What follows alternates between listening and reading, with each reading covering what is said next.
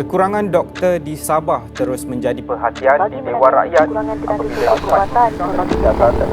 Syafiq Ahmad berkata satu garis masa khusus telah Kami ditetapkan. dengan 151 hospital tentunya berdepan dengan pelbagai permasalahan. Saya sangat akan kritikan tetapi Satu saya angka tahu yang membimbangkan, satu krisis yang semakin meruncing. Tatkala ribuan doktor muda menamatkan pengajian setiap tahun, negeri di bawah bayu terus dahaga akan khidmat perubatan yang kritikal. Isunya bukan sekadar jarak, tetapi persoalan yang lebih besar, mengapa ramai yang mengelak. Tinggal di atas pokok lah. Waktu tu memang berdebar.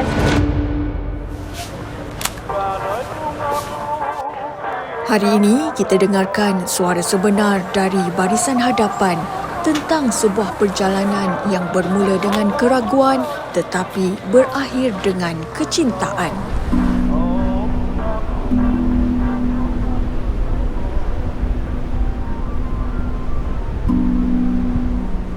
我是王国义现在是 currently 是一个 doctor 啦，在 Hospital Duchess of Kent 已经做了差不多1年了，当然是 third poster 啦 in ONG posting 啦。 Saya asal Kelantan, Kuala Kerai. Saya rasa tak ada masalah lah kalau dapat kena transfer dekat Sabah. Saya dapat tugas di sini selama lebih kurang nak masuk 4 tahun. நான் இங்கே ஒரு மெடிக்கல் ஆஃபீஸராக இருக்கேன். ஒரு 2 வருஷத்துக்கு மேலே இருக்கேன், ஆல்மோஸ்ட் 3 years now.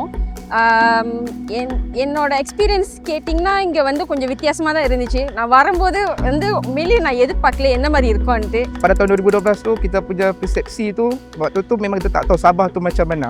Jadi kan banyak kita dengar yang negatif, tapi saya cuba juga datang. Ada yang negatif, contoh yang saya boleh cakap tinggal di atas pokok lah, pakai perahu lah pergi kerja. Tapi Alhamdulillah saya cuba juga. Saya berasal dari Kedah dan saya kerja di Kedah selama 4 tahun.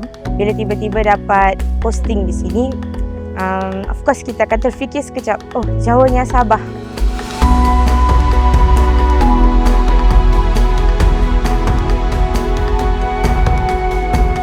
First thing first, bila saya dapat posting dekat sini, of course lah, pertama sekali saya rasa sedih sebab ialah jauh daripada family. Tapi saya mengambil keputusan demi saya punya kerjaya, so saya decide think positif untuk menambah pengalaman di sinilah. Sabah would be a bit different. When we first got the posting, it was a bit nerve-wracking because you're excited, at the same time you're scared.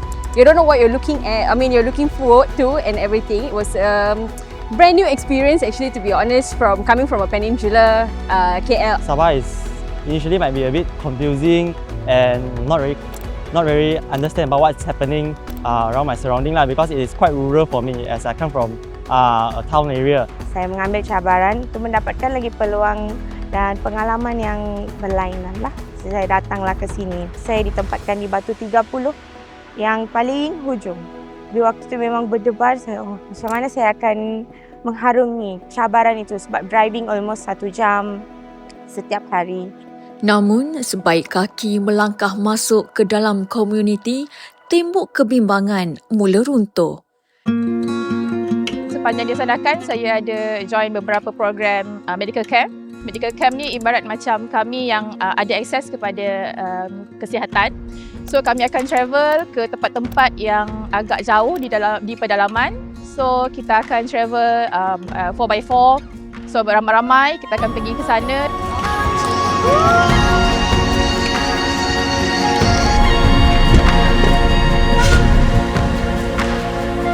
Buka camp di sana dan kita akan dispense ubat kepada pesakit dan akan tolong serve the community di sana lah. And saya rasa itu sangat-sangat best dan sangat-sangat, walaupun penat tapi sangat berbaloi.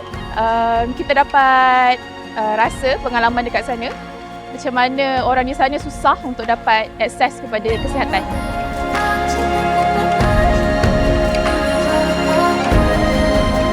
There was no any friends for me here. There was no any family here. So when I came alone, but I feel grateful that the people of Sabah is very friendly and very kind. Doctors are very fun.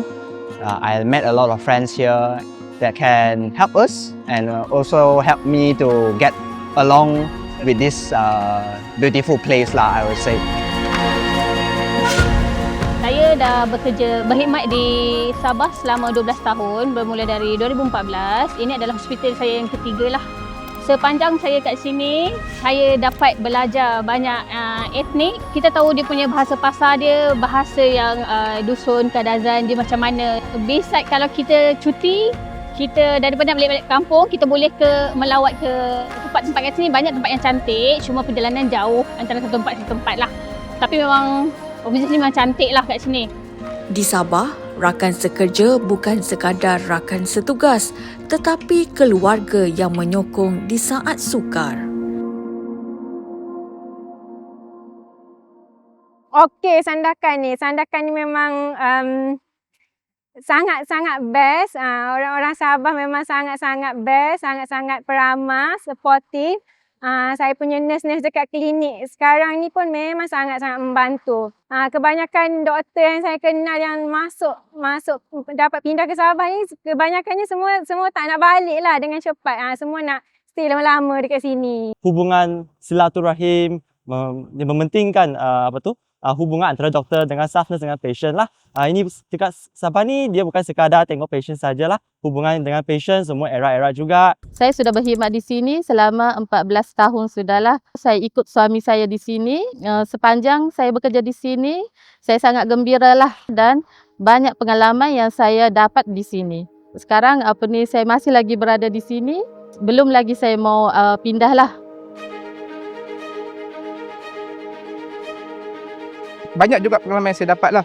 Salah satunya contoh daripada 2013 tu ada berlaku kita punya kes tandur. Waktu tu pun diberi peluang untuk kami yang mana yang dari Peras Semenanjung ni untuk transfer balik 24 hours lah. Tapi saya masih lagi menolak untuk saya stay di sini. Sebab saya asal daripada Kedah, saya dapat rasakan suasana di Sandakan ni macam vibe dia daripada Alustar Kedah juga. So yang kali kedua pada 2018 saya ada terlibat dengan kemalangan ambulans di Hospital Dacah Soken ni. Pun diberi peluang lagi untuk transfer balik ke Semenanjung tapi saya stay tolak sebab saya nak berkhidmat di Sandakan lagi. Ini merupakan tahun ke-14 saya berkhidmat di Sabah. 14 tahun bukanlah satu tempoh yang singkat. Yang saya boleh katakan yang berkhidmat di Sabah adalah satu pengalaman yang sangat terbaik lah. Sabah mungkin bermula sebagai sebuah penempatan dalam surat arahan, namun bagi mereka ini, ia telah menjadi sebuah rumah. Sebenarnya kita sendirilah yang jadi halangan kepada kita punya peluang. So saya rasa yang dapat Borneo kan, Sabah ke Sarawak ke, datang and experience the different experience di sini. Datang dulu, kita rasa dulu pengalaman dekat sini. Kalau saya rasa macam dah seronok dekat sini and tak rasa lagi nak balik. Marilah sama-sama kita datang dulu untuk merasainya. Sebab kadang-kadang apabila kita dapat sesuatu benda ni, kita kena fikir positif. Sebab ada hikmah di sebaliknya.